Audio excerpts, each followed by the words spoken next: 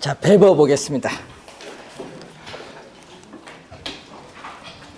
자, 알프레드 베버의 얘기죠. 자, 알프레드 베버는요, 1909년에 나온 이론이에요. 그러니까 거의 뭐 110년 전의 이론인데, 자, 이 베버는 공업 입지에 관하여라는 저서를 통해서 우리는 최소 비용 이론을 주장합니다. 그러니까 여러분이 항상 이 제목에 답이 있거든요. 최소 비용 이론이라는 것은 말 그대로 해석하면 돼요. 비용이 뭐가 되죠? 비용이 최소. 비용이 최소가 되는 지점에 공업이 입지하라. 이 얘기예요, 결국은. 그래서 이 베버는 이 공업 입지에 영향을 미치는 요인을 여러 가지로 보는데 그 중에서 대표적인 세 가지 요인이 수송비 또는 운송비라고 하고, 그리고 노동비. 노동비가 바로 뭐죠? 인건비, 임금을 얘기해요. 그리고 또 하나가 집적.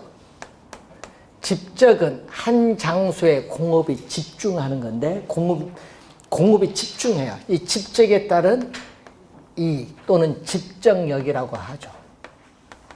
이 집정력이라고도 하는데 이 세 가지 요인을 중요시 여깁니다. 이 중에서도 이 베버는 1909년 이 당시에는 운송수단 발달이 미약했기 때문에 그 중에서도 뭐를 가장 중시하겠다?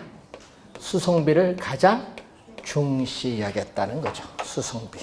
올해도 여기서 또 출제를 했었죠. 수송비가 가장 중시되는데, 그래서 수송비는 원료와 제품의 무게, 원료와 제품이 수송되는 거리에 의해서 결정된다. 밑에서 5번째 나오죠. 디귿. 이 지문은 21회, 우리 22회 시험에 출제된 지문이 되겠죠. 자, 그러면은 이 베버는 수송비를 가장 중요시 여기는데, 이때 이 노동비나 집정력, 이런 다른 생산 조건, 우리가 생산 조건들은 아무런 변화가 없다. 일정, 불변. 아무런 변화가 없으면은, 요게 변화가 없으면 뭐에 영향받을? 수송비. 이때 아무런 변화가 없으면 최소의 뭐가 되는 지점? 수송비가 되는 지점. 자, 최소의 수송비가 드는 지점에 공업이 입지된다.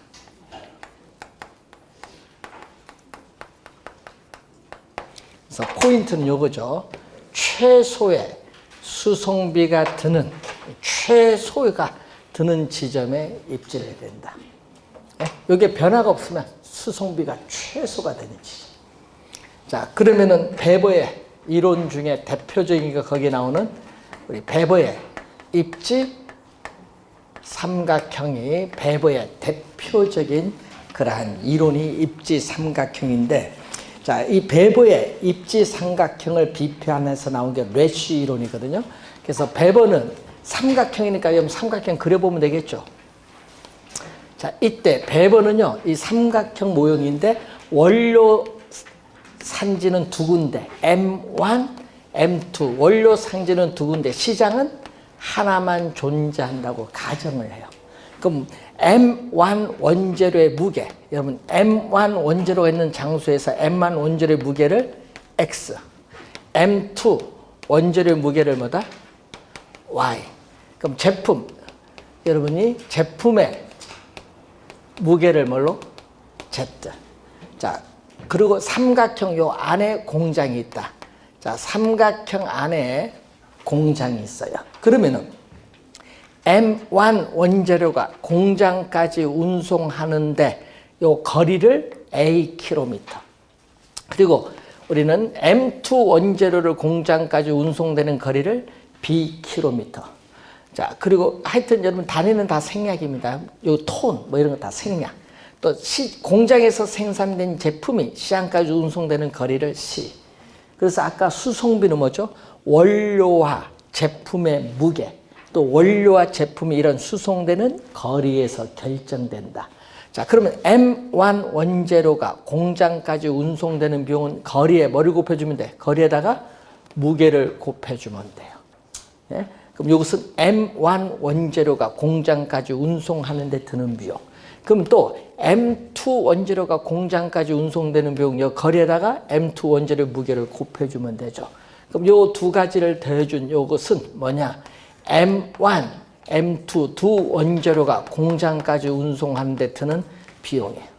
그럼 또 공장에서 생산된 제품이 시장까지 운송을 해야 되는데 이때 또 거리에다가 제품의 무게를 곱해준 거죠. 이것은 공장에서 생산된 제품이 시장까지 운송하는 데 드는 비용이에요. 그러면 이 두 가지를 다 더해준 뭐죠? 총 수송비가 뭐가 되는지죠? 최소가 되는 지점에 공업이 입지를 해야 된다고 주장한 학자가 누구다? 배버입니다. 배버. 그래서 몇 번? 112페이지 우에서 두 번째 A가 바로 포인트죠. A.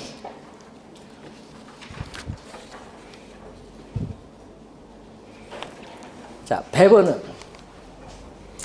배버는 원료를 크게 두 가지로 보죠. 보편 원료는 어느 지역에서나 누구든지 쉽게 구할 수 있는 원료이기 때문에 수송비의 영향을 받지 않아요. 그렇지만 편제 국지 원료는 특정 지역에서만 구할 수 있는 원료이기 때문에 이것은 어떻게 돼요? 수송비의 영향을 받게 되죠. 원료를 배버는 이렇게 크게 두 가지로 나눠요. 자, 그럼 112페이지 밑에 보시면은 배버는 또 뭐를 설명한다? 원료 지수를 이렇게 정의를 해요. 자, 배버의 정의거든요. 원료 지수를 편제 원료. 자, 특정 지역에서만 구할 수 있는 원료의 이 중량, 이 무게를 뭘로 나눠준다? 제품의 중량으로 나눠줘요. 자, 이걸 원료 지수라고 배버는 정의를 내려요. 자, 이때 이 M이 1보다 크면 어떻게 돼요? 1보다 크면.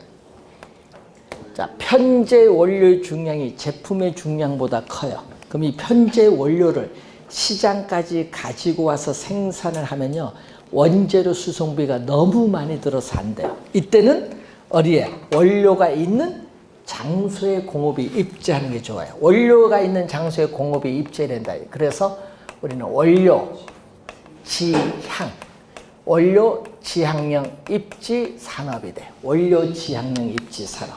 대표적으로 이 가공하는 과정에서 어떻게 돼요? 제품의 중량, 무게가 뭐 줄어드는 상품. 여러분 석회석을 어떻게 돼요? 줄여서 나중에 시멘트 포로 만들잖아요. 시멘트 산업의 대표적이에요.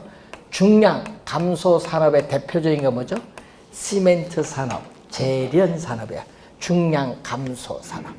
또 원재료의 수송비가 제품 수송비보다 훨씬 큰 산업이라든지 또 편제 원료를 많이 이용하는 산업, 또 원재료의 부패가 심한 산업인 통조림 공업, 냉동 공업이 어디에? 여기에 해당합니다. 자, 그런데 반대로 이게 뭐보다 작다? 1보다 작다.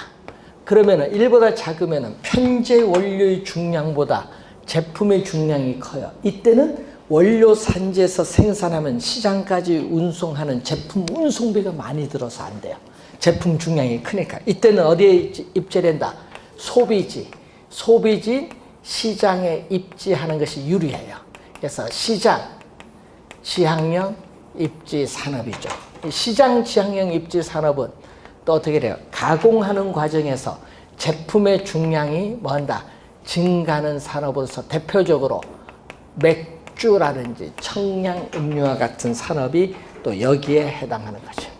그리고 완제품의 부패가 심한 산업인 제빵산업, 또 원재료 운송비보다 제품 운송비가 큰 산업이라든지 또 보편적인 원료를 많이 이용하는 산업은 시장에 입지하는 것이 유리하다.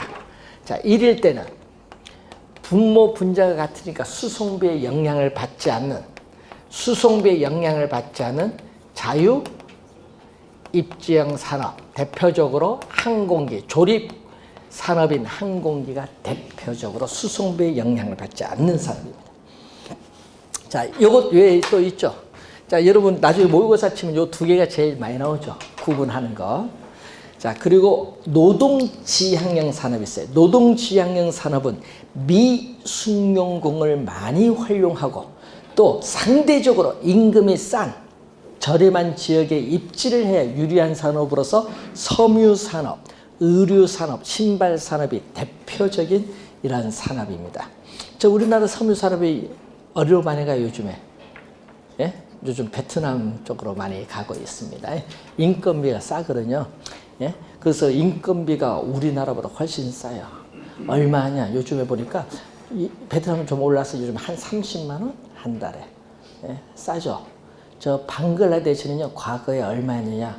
한 달에 2만 원. 싸잖아요. 그러니까 그쪽으로 이제 가는 거예요, 이제. 인건비 때문에. 자, 그런 산업입니다. 그리고 시험 문제 나올 때는 또 주의해야 될 건 요거. 집적. 여러분, 집적은 한 장소에 뭐다? 공업이 집중되는 거잖아요. 그래서 집적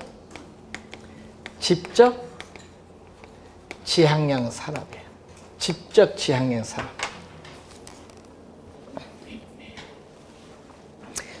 수송비 비중은 적게 들어요. 집적할 때는. 그리고 우리 기술의 연관성이 높은 계열화된 산업이 여기에 해당하는데, 그래서 원료를 공동 구매하고 정보를 공동 이용하고 또 창고를 공동 이용하고 수송 배송을 공동으로 이용하면서 생산비를 대폭 절감시킬 수 있대 우리는 집적을 많이 하죠. 보통 자동차라든지 또 화학이라든지 많이 하죠. 여러분, 벨기에 엔트워프는 전 세계 화학 공장이 다 있어요. 한 장소에 모이는 겁니다. 집적 지향형 산업. 또 중간 지점 지향형 산업이 있죠. 자, 여러분이 중동에서 배를 통해서, 유조선 배를 통해서 어디로 와요? 우리는 울산까지 가지고 와요. 울산에서 자동차를 통해서 전국으로 어떻게 돼요? 수송을 해요. 예? 그래서 울산에서 뭐다? 석유가 뭐 한다? 바뀌죠. 수송수단이. 그래서 이 수송수단이 바뀌는 이 울산을 뭐라고 하느냐? 적환지점. 자, 수송수단이 바뀌는 이 지점을 적환지점 또는 뭐라고 한다? 이적지점이라고 해. 자, 수송수단이 바뀌는 이 지점을 적환지점, 이적지점이라는 용어를 사용해요. 그러면은 이 수송수단이 바뀌는 이 울산에 공업이 입지해야 어떻게 돼요? 우리는 수송비를 대폭 절감시킬 수 있기 때문에 유리하다. 대표적으로 울산의 석유화학산업. 네, 그런 거죠. 이걸 뭐라고 해요? 우리는 이적지점 지향형 산업 또는 뭐죠? 중간지점, 이적지점 또는 중간지점 지향형 산업이라고 해요. 자, 그리고 최근에는요, 정통적인 공업 입지 요인의 구애를 받지 않아요. 왜? 21세기는 굴뚝 없는 산업이에요. 구애를 받지 않고 양질의 고급 노동력을 확보하기 위해서 대도시 내부에 입지해요. 굴뚝 없는 산업, 공해 배출 안 하니까 대도시 내부에 입지를 해요. 이런 산업을 우리는 뭐라고 하냐? 탈족 산업이라고 해요. 탈족 산업. 여러분, 교재 113페이지 그 새로운 입지 요인 있죠? 그 새로운 입지 요인이 뭐다? 탈족 산업. 대표적으로 뭐? IT, 통신 산업이 대표적.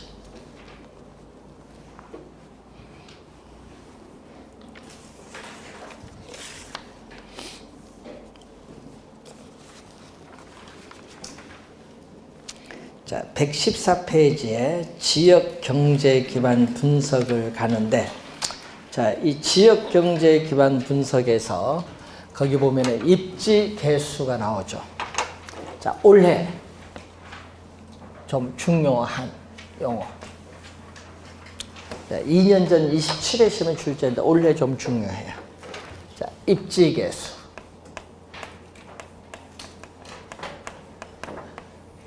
LQ라고 해요.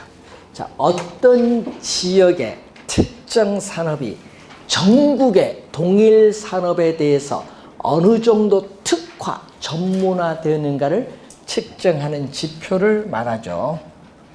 자, 그래서 분모는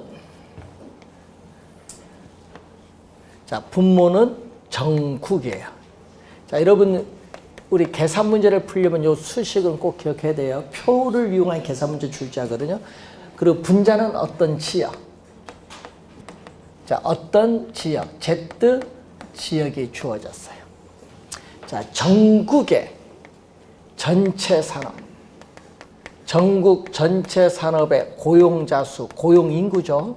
여기에 대해서 우리는 전국의 I 산업, 예를 들면 자동차 산업, 섬유 산업, 반도체 산업, 전자 산업 뭐 이런 게 있죠. 뭐 부동산 산업, I 산업의 고용자 수에 대해서 Z 지역 전체 산업의 고용자 수에 대해서 Z 지역의 I 산업의 고용자 수가 차지하는 비율인데, 여러분 표를 이용해서 우리가 계산 문제를 풀 때는 항상 표를 이용할 때는 요거 전국과 전체를 칸을 찾으면 돼. 그리고 또 전국과 또 뭐를 I 산업 칸을 찾으면 되고, 또 Z 지역 어떤 지역이 있죠. 지역과 전체, 또 Z 지역 I 산업, 요것을 표에 나와 있거든요. 그 칸을 맞춰보면 숫자가 있어. 그 숫자를 여기 들어와서 계산을 해 주시면 돼요.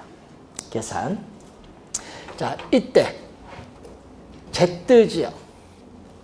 자, 이 Z 지역의 I 산업, 우리 부동산 산업이다. 뭐 이렇게 볼 수 있는데, 그러면 LQ가 1보다 클 때, LQ가 1보다 작을 때, 또 LQ가 1일 때 어떻게 되느냐. 자, LQ가 1보다 크면 어떻게 돼요? Z지역 전체 산업 고용자 수에서 I 산업 고용자 수가 차지하는 비율이 전국보다 뭐? 크다. 전국보다 크면요, Z지역 I 산업에서 생산을 해서 소비하고 판매하고 남은 나머지, 크니까 남은 나머지를 Z지역 경계 바깥 외부 전국의 다른 지역으로 뭐 한다? 전국의 다른 지역으로 수출하는 무슨 산업? 그 지역의 기반이 되는 산업이 돼요. 기반 산업. 자, 인천 하면 대표적으로 뭐? 인천 하면 예? GM 있잖아요. 자동차. 광주, 전라남도 광주 기아 자동차, 자동차 이런 식으로. 예? 대표적인 산업이 있어요. 기반 산업에 그래요. 기반 산업. 그 지역 기반 산업이 무너지면 그 지역 경제는 폭망해요. 폭망. 여러분 거제 보세요. 대우조선, 삼성중공 힘을 못 쓰니까 거제 경기가 엄청 안 좋죠. 그래서 주택 가격도 30% 떨어졌어요. 왜? 다 빠져나가니까 일자리 찾아서. 이게 상당히 기반 산업이 중요해요. 어떤 기반 산업이 있느냐. LQ가 1보다 작으면 어떻게 돼요?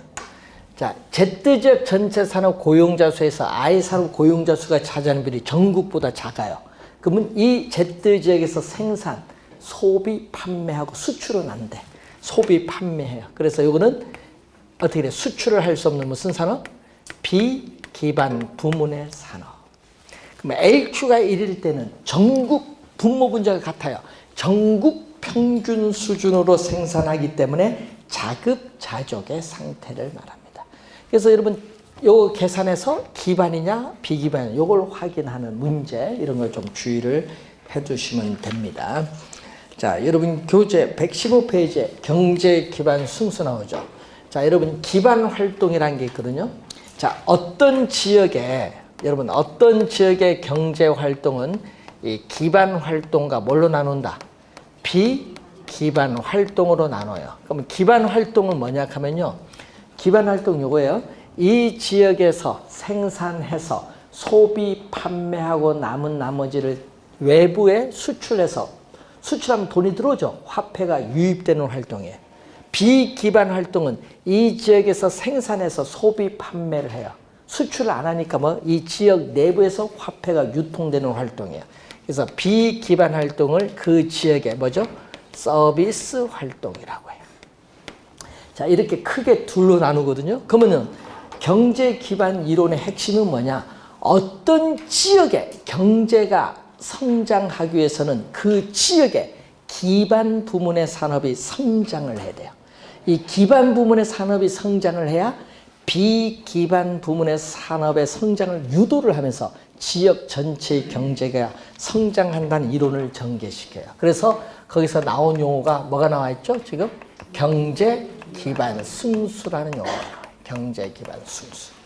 자, 경제 기반 승수는 지역, 자, 어떤 지역의 전체 총고용인구, 여러분 어떤 지역의 전체 총고용인구를 뭘로 나눈다?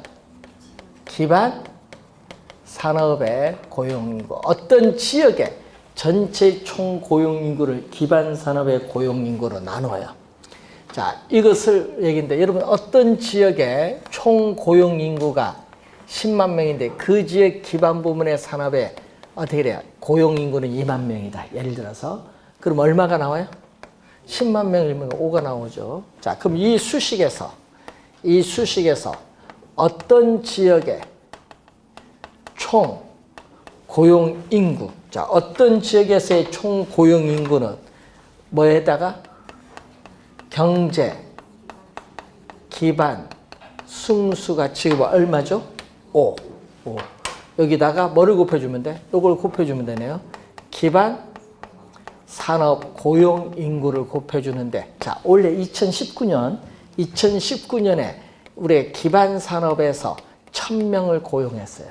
경제 기반 승수로 오니까 곱해주면은 그 지역은 얼마 고용됐다는 얘기예요?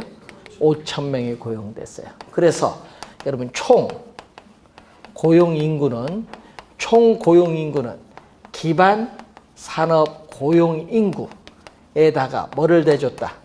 비기반 산업 고용 인구를 더해준 게 총 고용 인구인데 지금 여기 1000명 고용을 했더니 지역에서는 얼마를 늘었다는 얘기예요? 총 고용 인구는 5,000명 증가를 했는데 그러면 5,000에서 1,000 뺀 나머지 4,000명은 어디서 고용됐다는 얘기예요?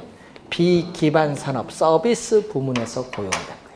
그래서 이 기반 부문이 있으면 거기에 고용되면은 이렇게 비기반 부문 성장을 유도하면서 지역 전체의 성장을 유도하는 거예요. 지역의 고용 인구가 많아지는 겁니다.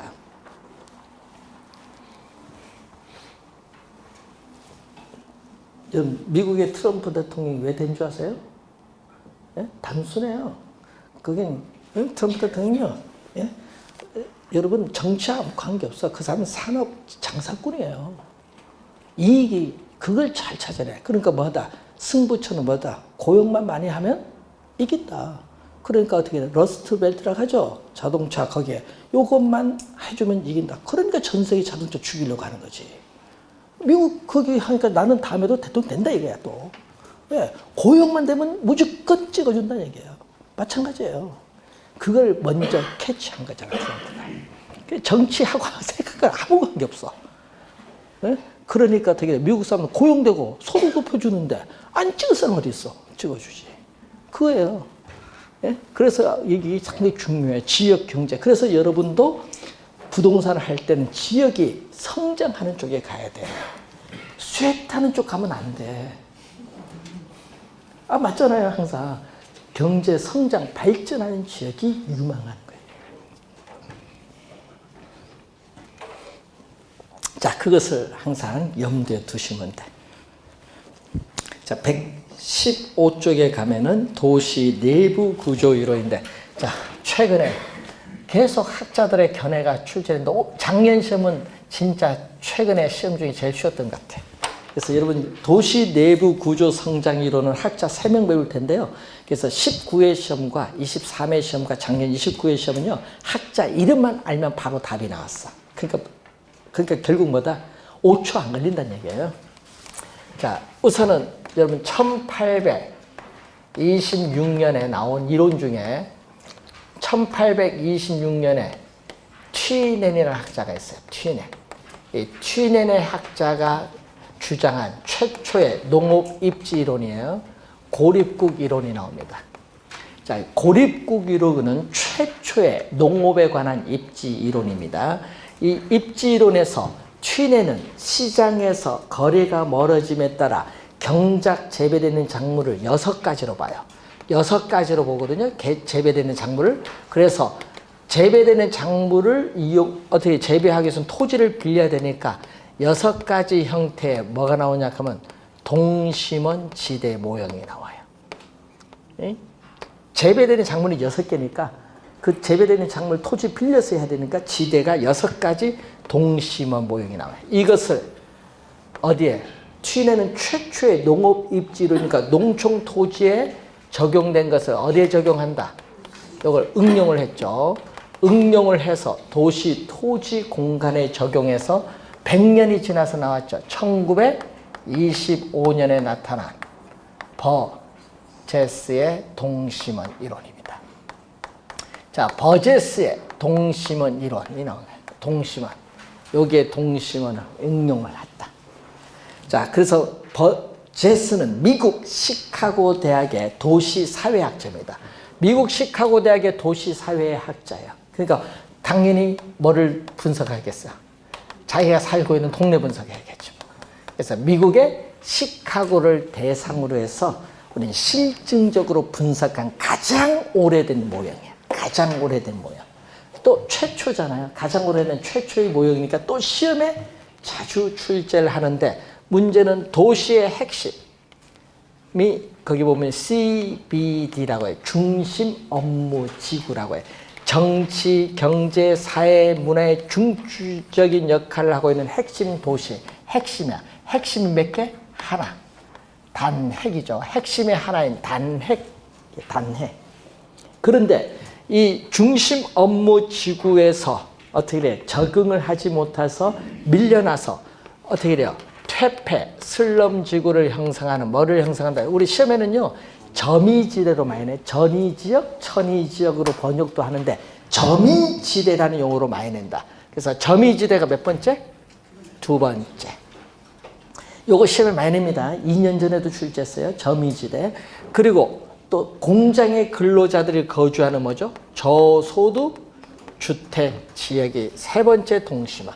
4번째는 중상층 이상의 고소득층이 거주하는 고소득 주택지역. 그리고 5번째는 위성도시죠. 교외에 통근자들이 거주하는 통근자 지역, 통근자 지대가 5번째 동심원이에요. 그래서 여러분 도시의 핵심으로부터 어떻게 모든 방향으로 균일하게 동심원상으로 성장을 하죠. 그래서 뭐죠? 5개의 지구로 분화되면서 도시가 외연적으로 성장 확대된다는 이론을 전개시킨 학자가 버제스입니다. 그래서 도심에서 외곽으로 가서 뭐는 낮아져요? 지대는 낮아지고 도심으로부터 거리에 따르는 접근성도 낮아지고 인구 밀도도 낮아지고 범죄도 도심이 많지 외곽에서 범죄도 줄어들고 또 뭐도 우리는 범죄도 줄어들지만 질병도 도심이 환경이 안 좋으니까 많지 뭐 질병도 적어지는 형상이 나타나요. 외곽으로 갈수록. 자, 그래서 이 버제스는 도시의 공간 구조 형성. 자, 이 도시의 공간 구조 형성을 뭘로 봤냐 하면요. 도시 생태학이라는 용어를 사용해. 뭘 사용해? 도시 생태학.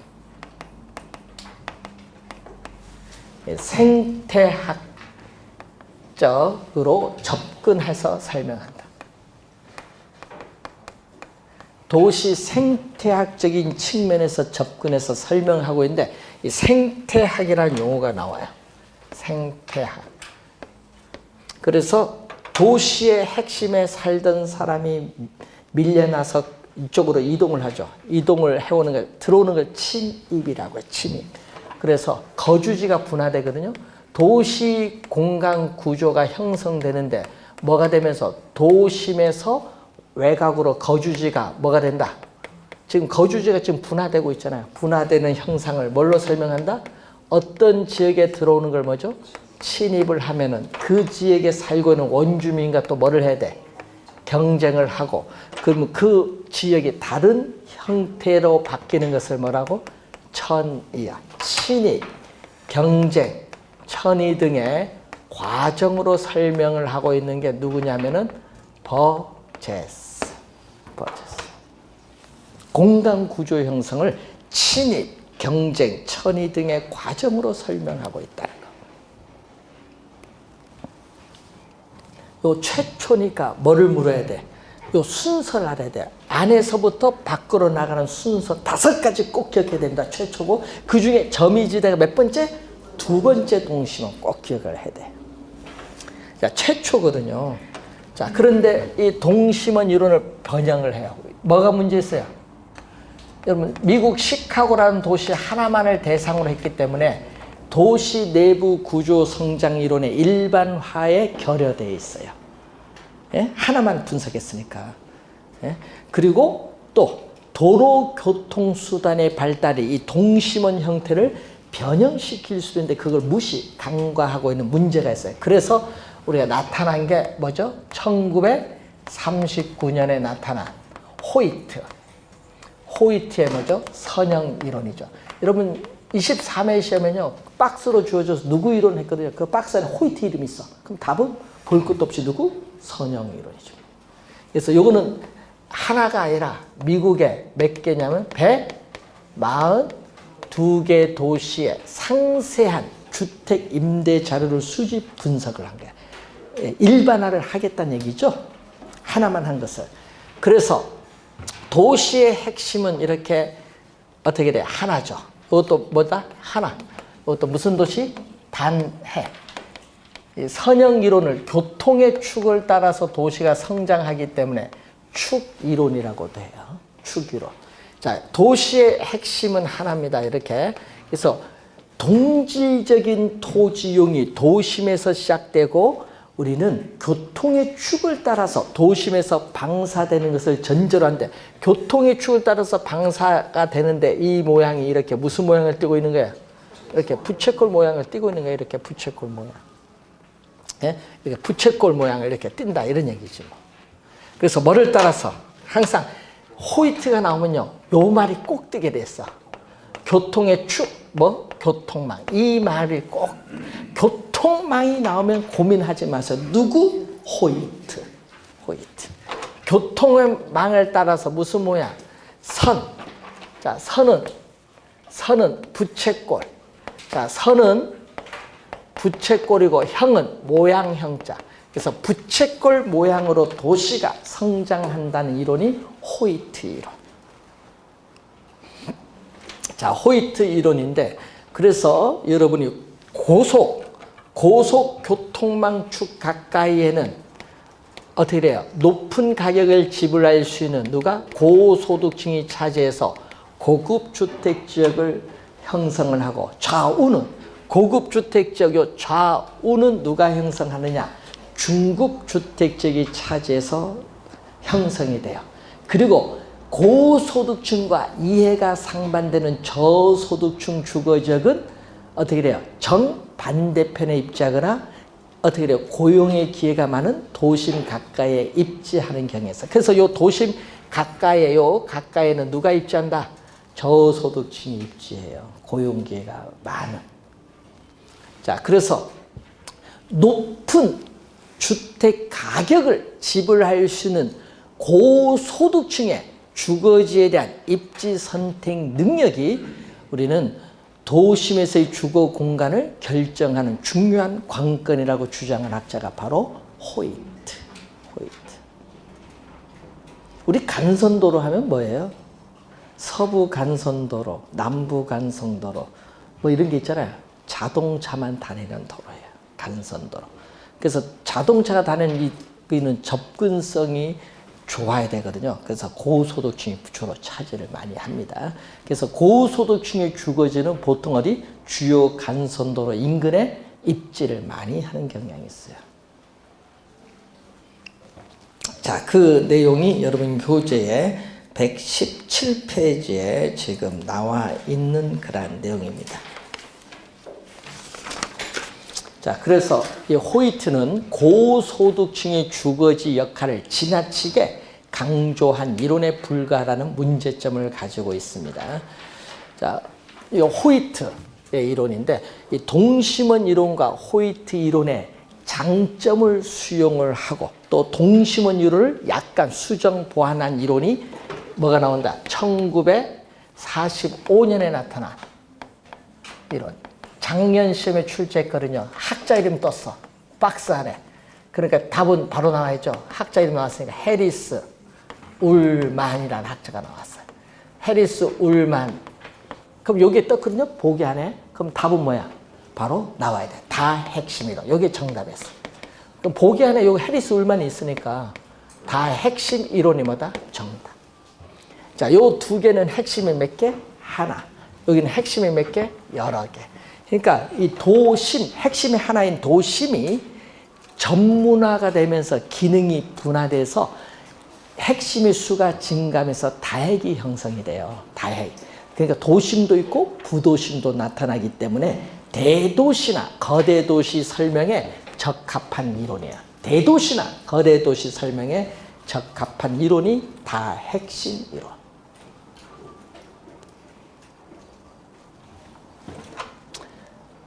자, 그러면은 이 도시, 토지 이용의 패턴, 유형이 우리는 하나의 중심이 아니라 여러 개의 중심이 형성되면서 도시 전체가 성장한다는 이론을 전개시킨 학자가 해리스 울만인데 다핵을 성립시키는 요인 몇 가지 나온다? 네 가지가 나와요. 자, 이 네 가지에 자, 어떤 활동은 특수한 시설을 필요함으로써 다핵이 형성이 되고 또 도심에서는 지대가 비싸요. 그래서 높은 지대를 지불할 수 없는 업종은 도시 외곽에 입지함으로써 다핵이 형성돼요. 지대 지불 능력의 차이가 있어요. 또 같은 동종의 활동은 동종이니까 상호 집합 모여서 이익을 추구합니다. 이걸 집적 지향성이라고 해요. 집적. 여러분 또 2년 전에 또 출제했거든요. 집적 모이는 거잖아요. 상호 집합하에 이익을 추구한다. 집적 지향성이 나오고 서로 또 다른 업종, 이종의 활동은 이해가 상반되기 때문에 같은 도시 내에 입지하기가 어렵다. 이걸 뭐라고 하죠? 입지적인 비양립성이라고 해요. 자, 이 집적과 입지적 비양립성 이 두 가지가 시험 지문에 좀 자주 나온다는 걸 염두에 두시면서 확인하시면 되겠네요. 자, 평가 볼까요? 다 핵심 이론을 비롯한 위의 세 가지 이론은 상호 배타적이 아니라 서로 어떤 관계? 연관된 이론이다. 그리고 동심원 이론을 뭐한 이론? 다 핵심은 수정한 이론이다. 이렇게 보시면 되겠습니다. 자, 이제 학자 우리 출제위원 교재는요, 요 세 가지밖에 없다. 좋죠. 세 가지밖에 없어요. 그러니까 요 세 가지만 계속 출제하는 거예요. 올해도 좀 중요하죠. 좀 봐주시고, 여러분 토지를 빌려서 이용한 것을 뭐라고 하죠? 지대. 토지 서비스에 대한 가격이 지대. 그러면 주택 서비스에 대한 가격 하면은 주택 임대료 되겠죠? 그냥 응용하면 되지 뭐. 지대, 토지를 빌려서 이용한 대가. 그러면 토지 어떻게 돼? 가격을 뭐라고 하죠? 지가라고 해요. 그래서 토지, 지가는 토지 소유에서 비롯. 토지는 영속성을 가지고 있기 때문에 그 지대 수입도 어떻게 돼요? 영속성을 가져요. 토지 소유에서 비롯되는 미래의 지대 수입을 현재 가치로 환원한 값을 얘기해. 현재 가치로 구한 값, 환원한 값을 지가다. 그래서 지가는 미래에 있어서의 이 지대 수입을 현재의 가치로 할인할 때는 뭘로 적용한다? 할인율을 적용을 해요. 그래서 미래에 지대 수입이 많으면 현재의 가치와 토지 가격도 높아요. 그래서 지대와 지가는 같은 방향으로 변동하면 비례관계. 자, 할인율이 높다. 10%에서 20% 높으면 지가는 떨어져요. 이게 할인율과 지가는 반대로 변동하는 반비례관계. 분모일 관계에서 여러분 그 내용을 한번 용어인데, 그래서 여러분 이제 배우게 될 내용이 119페이지에 지대 및 지가의 이론인데, 우선 지대와 토지 가격 개념을 우리가 살펴봤습니다. 그래서 여러분이 이 지대 이론의 논쟁이 나타나요. 자, 이 지대가 토지로부터 생산된 재화의 가격에 영향을 미치는 비용인가 비용이 아닌가, 이걸 가지고 우리 지대 이론의 논쟁이 나타나는데, 그 논쟁과 관련해서 고전학파의 지대 이론, 신고전학파의 지대 이론에 관련된 내용을 우리가 다음 주에 설명을 하도록 이렇게 하겠습니다. 다음 주에 또 학자들의 견해 배우고 이제 부동산 정책 이론으로 들어가도록 하겠습니다. 자, 오늘 수고하셨습니다. 감사합니다.